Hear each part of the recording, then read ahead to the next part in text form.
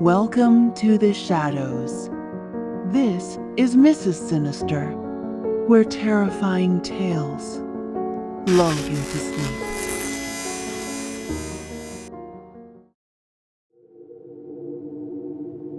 Sean never thought he would stay long in emergency services. In the beginning, it was just a stepping stone. A job that would give him the experience and connections he needed for a better, more stable career. He imagined he would put in a few years, earn his stripes, then move on to something less demanding, less chaotic. But that plan evaporated the first time he rode in the ambulance at high speed, sirens cutting through the night, heart pounding as he prepared to face whatever awaited. It wasn't just adrenaline. It was purpose. To be the first on scene, to reach people when they needed someone most, to fight against the odds and snatch lives from the brink. He found himself drawn into the work, into the rhythm of late nights and frantic calls, into the moments where exhaustion and despair gave way to triumph when a patient opened their eyes again. He had found his calling, though he rarely admitted it aloud. The job had its share of horrors. Car wrecks that twisted bodies beyond recognition, overdoses in dimly lit apartments, sudden collapses in homes where family members screamed and prayed while Sean and his partner worked. He had seen children not breathing, mothers clutching their babies, old men with eyes glassy in resignation. He had seen things most people would never be able to forget. And though some of those scenes followed him into his dreams, Sean carried them as part of the cost. Each life saved balanced the weight of those he could not reach in time. There was one night, however, that carved itself into him in a way no other experience had.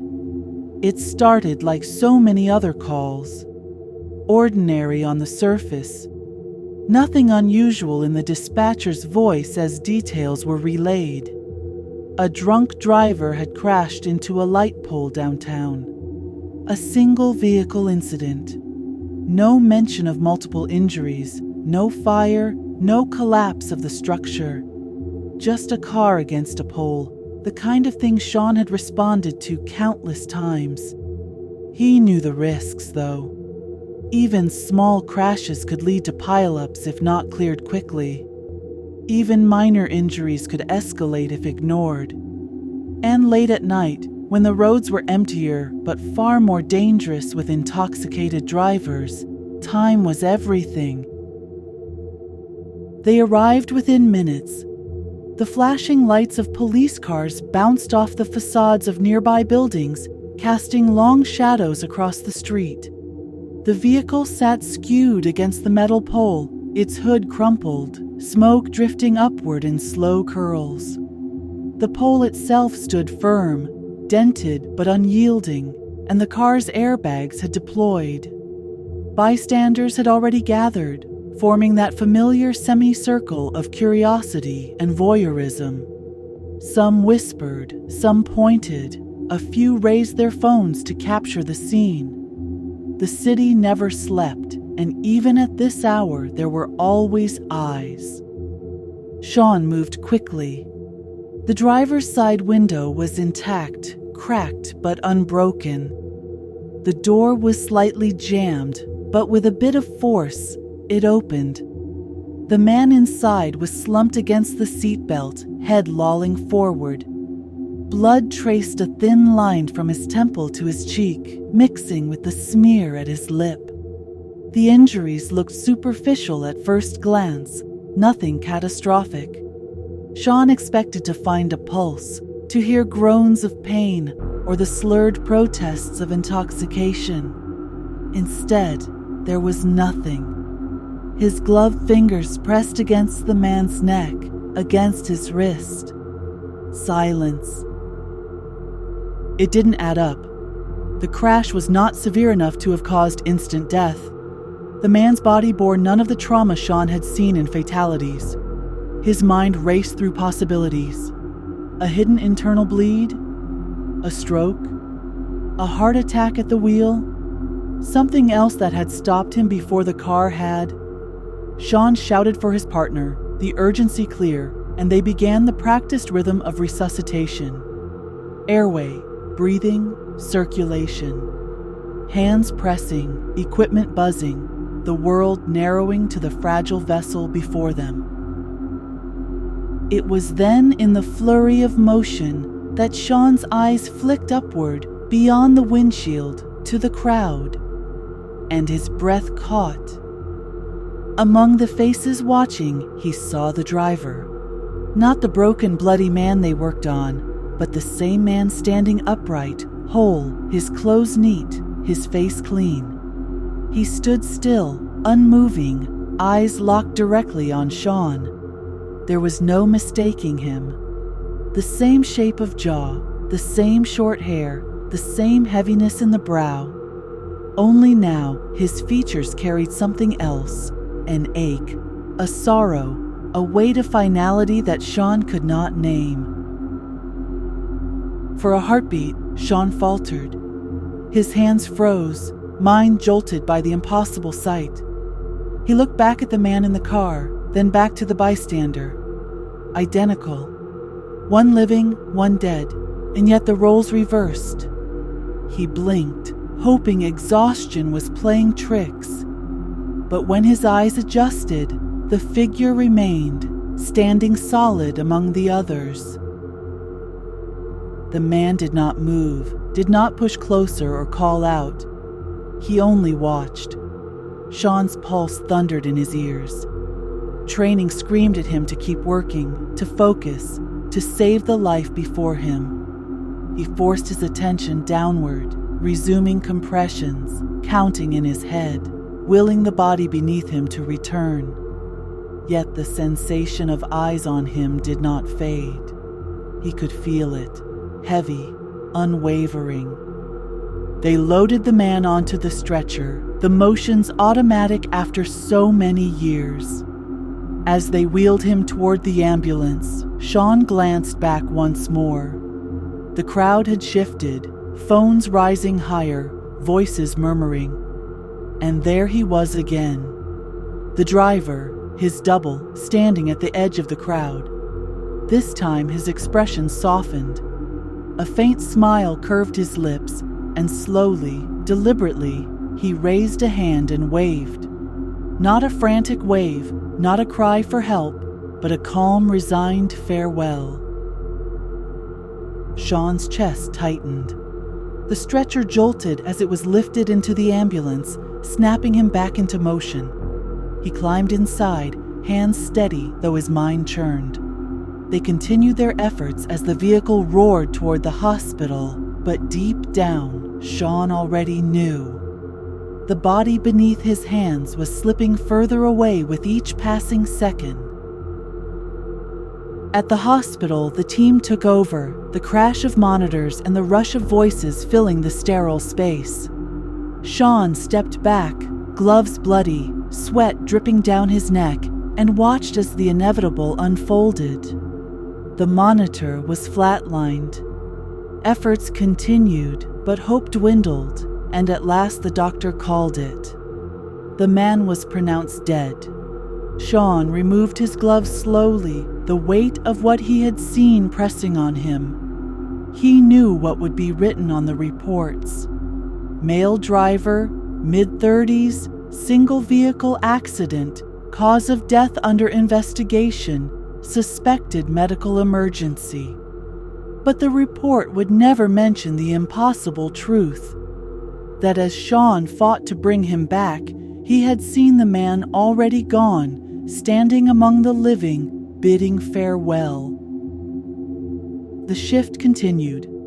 Calls came in, patients needed attention, and Sean forced himself onward, as he always did. But the image would not leave him. The neat clothes, the sorrow in the eyes, the faint final wave. He replayed it over and over, questioning his senses, his sanity. He had been tired, yes, but not delirious. The figure had been clear, solid, undeniable. In the weeks that followed, Sean kept working. The city offered no shortage of emergencies, and he threw himself into them with even more intensity. But every time he arrived at a scene, he found himself scanning the crowd, half expecting, half dreading to see another spirit among the onlookers. He wondered how many others had slipped past him, unnoticed in the chaos. He wondered if his work had made him a threshold, a witness not only to life and death but to the space between.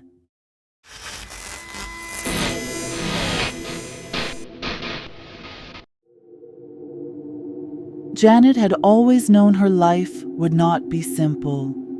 Being born into a family of firefighters meant that expectations were forged around her long before she could even spell the word fire. Her father, Charles, was one of the most celebrated men in their town. His reputation was built on years of valor, stories of lives saved, and the kind of quiet confidence that people trusted. He was the man neighbors waved to, the man people spoke about in admiration, the man who seemed untouchable, a symbol of strength in a world always teetering on disaster. For Janet, he was simply Dad. But she knew, from the earliest days of her memory, that stepping into his world meant inheriting a weight. She was different from other girls her age, and she had learned to embrace it. Where others leaned into softness, she found herself in motion, playing rough sports, running, climbing, challenging herself constantly. She was used to bruises, to sweat, to aching muscles that reminded her of work well done. Her tomboy spirit carried her through adolescence, and by the time she reached adulthood, she had no doubt where her future would lead. Firefighting wasn't just tradition. It was in her veins. She braced herself for the scrutiny. Women in the department were still rare. Misogyny lingered in muttered jokes, in skeptical eyes that questioned if she could carry the same weight as her male colleagues, if she could run headlong into flames with the same resolve. But Janet had learned to silence doubt with action.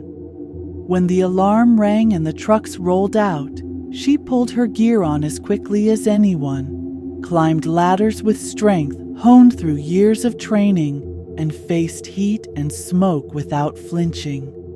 She didn't want to be treated differently, didn't want exceptions or excuses. She wanted only to prove herself, not because of her gender, but because she was a firefighter. Her second year was when it happened, and the memory would stay with her long after the smoke cleared.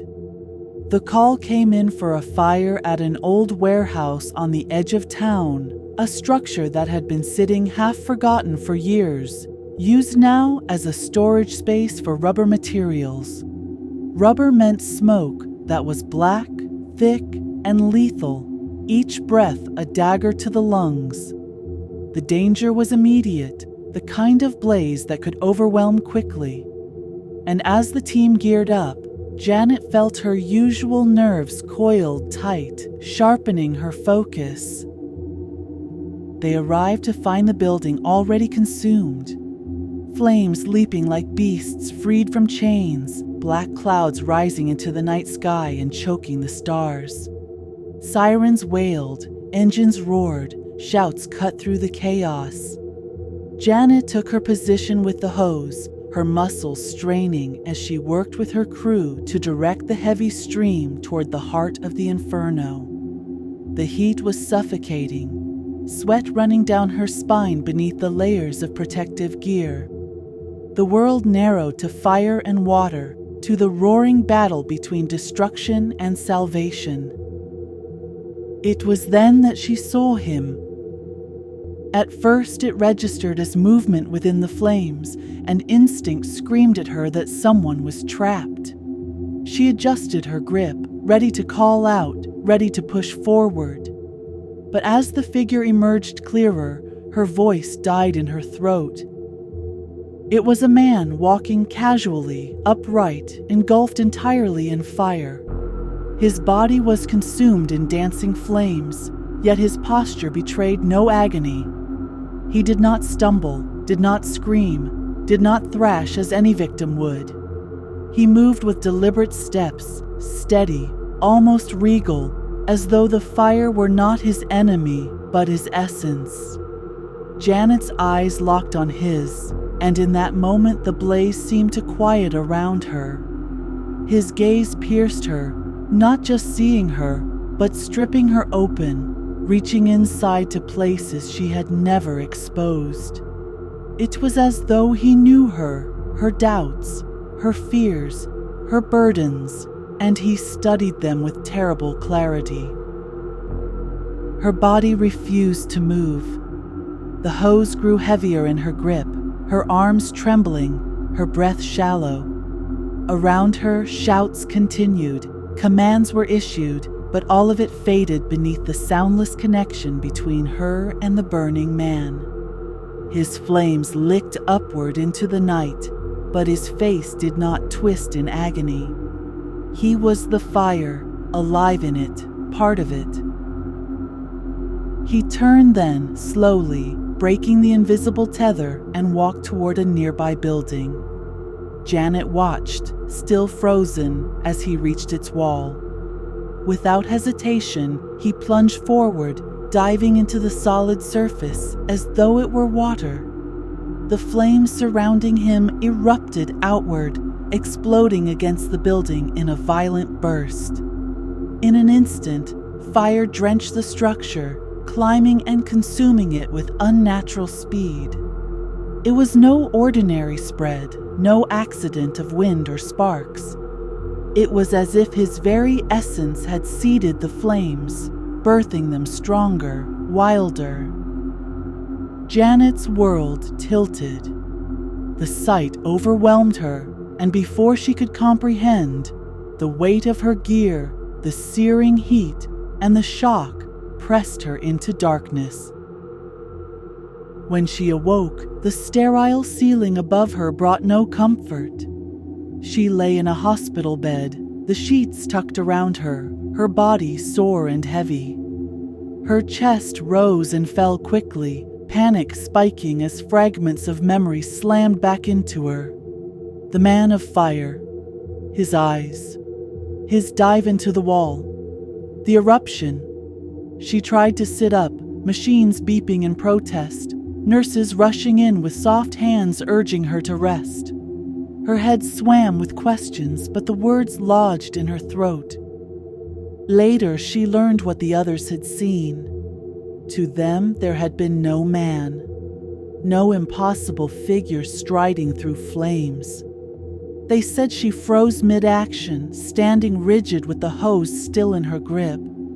Then she collapsed, convulsing, writhing as though her body had betrayed her. They carried her out, fearing smoke inhalation or a seizure. Tests were run, scans were taken, but results showed nothing. She was fit, they concluded, perhaps pushed beyond her limit by heat and exhaustion. They spoke to her with concern, assuring her that no shame lingered in faltering, that even the strongest could break under such pressure. But Janet knew the truth. She could not unsee what had looked into her soul. She kept it locked within, sealed behind silence. How could she tell them? How could she admit she had seen something that defied reason? They would laugh, dismiss her as fragile, as incapable. A woman cracking under strain. No, she could not give them that satisfaction. So she carried it alone. The days turned into weeks, and she forced herself back into routine. She trained harder, pushed further, eager to prove she was unshaken, that she belonged. Her body obeyed, her hands steadied, Her colleagues nodded with renewed respect. She never spoke of it. Not to her father, not to her team, not to anyone.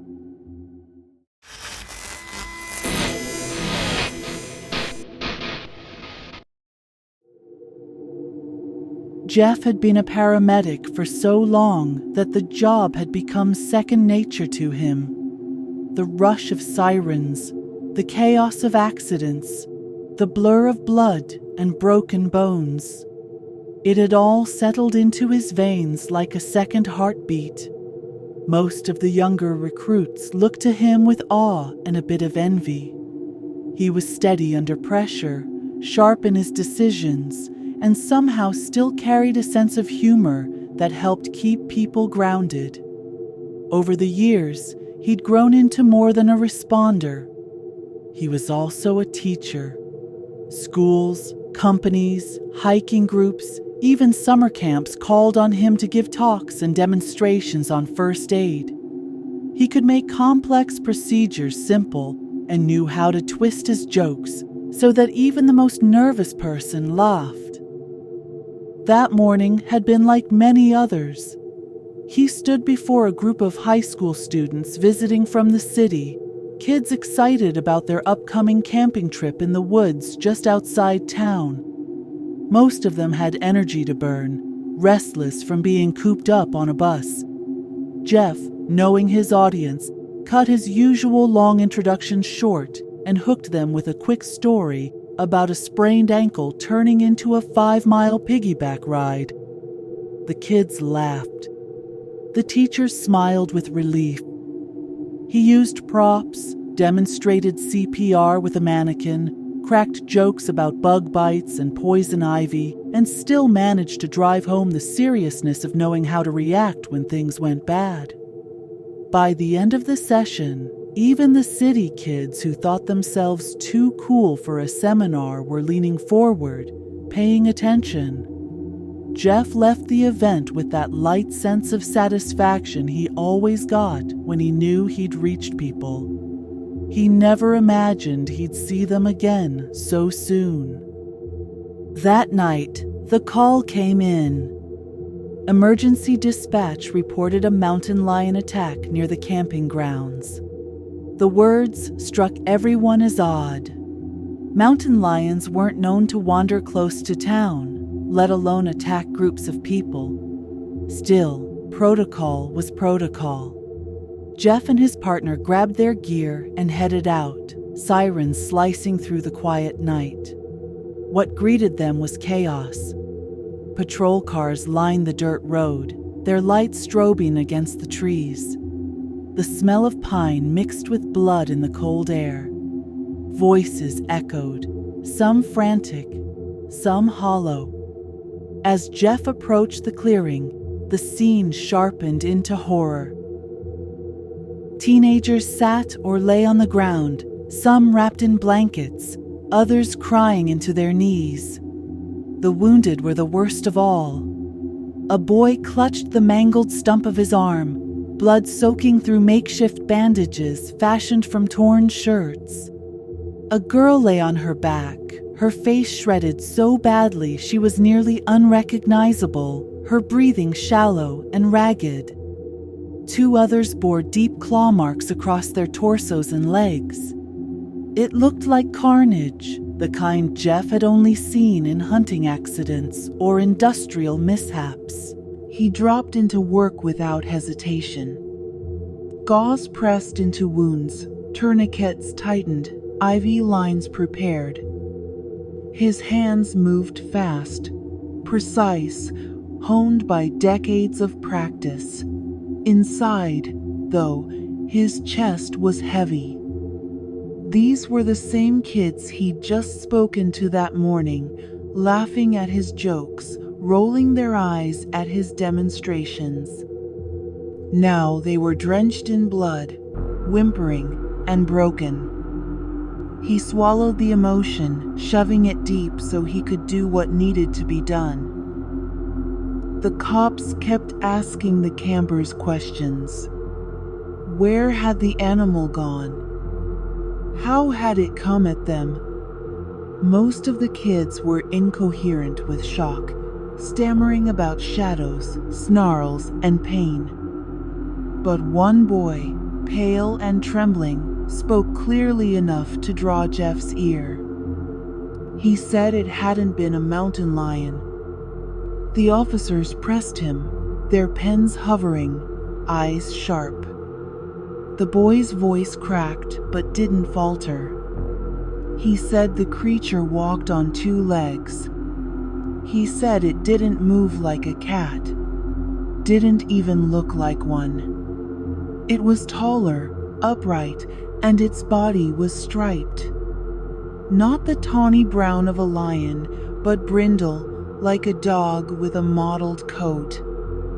He swore its eyes glowed when the flashlights hit it. Jeff's hands froze for a fraction of a second as he overheard. The boy's words slammed into him like a physical blow. He wrapped a bandage around a laceration with mechanical precision, but his mind spiraled backward, deep into a place he had sealed off long ago. High school. A camping trip, just like this one. His younger sister, Mary, trailing behind him on the trail, laughing, teasing him for being too serious.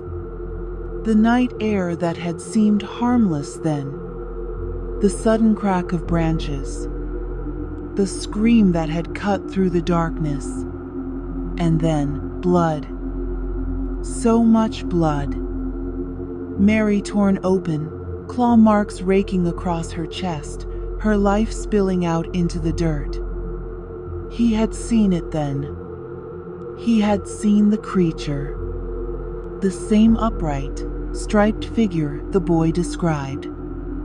It had emerged from the trees, hulking, not human, not animal, something caught in between.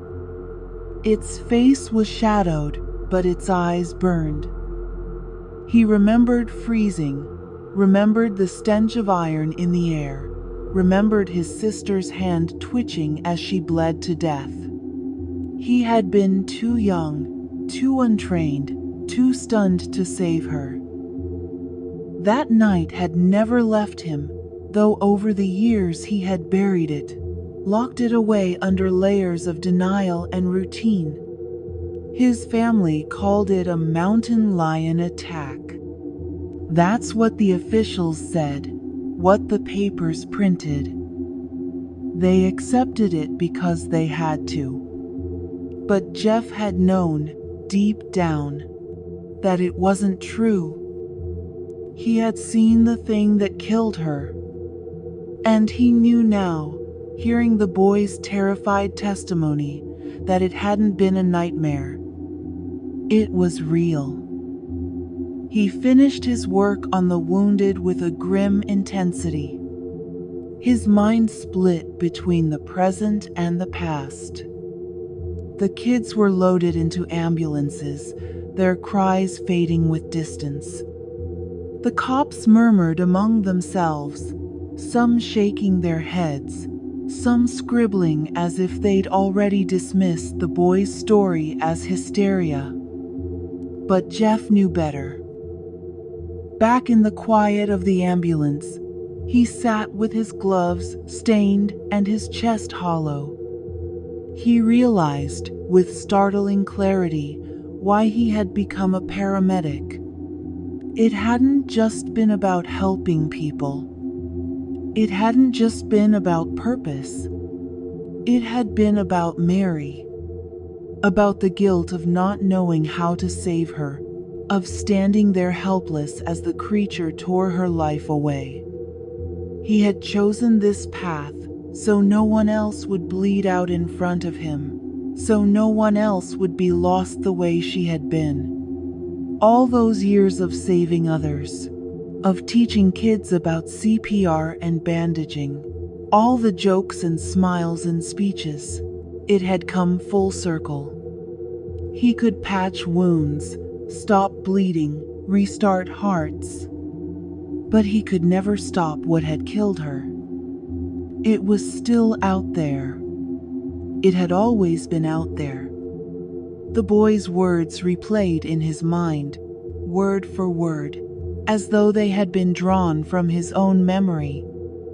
The brindle stripes, the upright stance, the impossible reality of it. Jeff leaned back, staring into the dark beyond the ambulance windows, the night pressing close. He knew he would never prove what he had seen, never convince anyone of the truth. The creature would never be caught, never be studied, never be named in a report. It belonged to that place, and that it was real.